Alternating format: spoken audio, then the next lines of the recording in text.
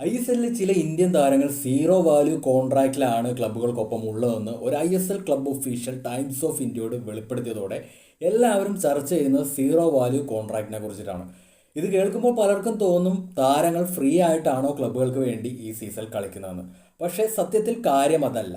Zero value contract എന്നതുകൊണ്ട് സാധാരണയായി അർത്ഥമാക്കുന്നത് ഒരു താരത്തെ സൈൻ ചെയ്യാൻ ക്ലബ്ബ് ട്രാൻസ്ഫർ ഫീ ഒന്നും നൽകിയിട്ടില്ല എന്നാണ്. കളിക്കാരന്റെ കോൺട്രാക്ട് പീരീഡ് കഴിഞ്ഞിരിക്കാം, അല്ലെങ്കിൽ മറ്റൊരു ക്ലബ്ബിൽ ചേരുന്നതിന് വേണ്ടി മ്യൂച്വൽ ടെർമിനേഷൻ നടത്തിയിരിക്കാം.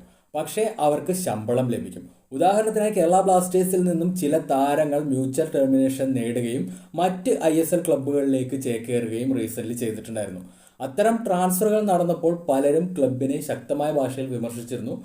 പക്ഷേ ആ നീക്കങ്ങൾ സീറോ വാല്യൂ കോൺട്രാക്റ്റ് ആകാൻ സാധ്യതയുള്ളതാണ്. അതിൽ നിന്നും ബ്ലാസ്റ്റേഴ്സിന് സാമ്പത്തിക നേട്ടം ഉണ്ടായി എന്നതാണ് പലരെയും ചൊടിപ്പിച്ചത്. എന്നാൽ അത്തരം ഡീലുകളിൽ ക്ലബ്ബുകൾക്ക് സാമ്പത്തികമായി നേട്ടം ഉണ്ടാകുന്നില്ല. പിന്നെ എന്തുകൊണ്ടാണ് ഇത്തരം ഡീലുകൾ കൂടുതലായി നടന്നതെന്ന് ചോദിച്ചാൽ ഉത്തരം ലളിതമാണ്. ISLിലെ സാമ്പത്തിക പ്രതിസന്ധി. സാമ്പത്തിക നിയന്ത്രണം വന്നതോടെ ക്ലബ്ബുകൾക്ക് ട്രാൻസ്ഫർ ഫീ ചെലവഴിക്കാതെ തങ്ങൾക്കൊപ്പം ചേരാൻ ആഗ്രഹിക്കുന്ന താരങ്ങളെ സ്വന്തമാക്കാൻ കഴിയും എന്നതാണ് സീറോ വാല്യൂ കോൺട്രാക്റ്റിന്റെ പ്രസക്തി. ISLിലെ പ്രതിസന്ധി തന്നെയാണ് ഇത്തരം നീക്കങ്ങൾക്ക് വഴി തുറന്നത്. എന്നാൽ ഭാവിയിൽ ഇത്തരം നീക്കങ്ങൾ ഉണ്ടായേക്കാൻ സാധ്യതയില്ല.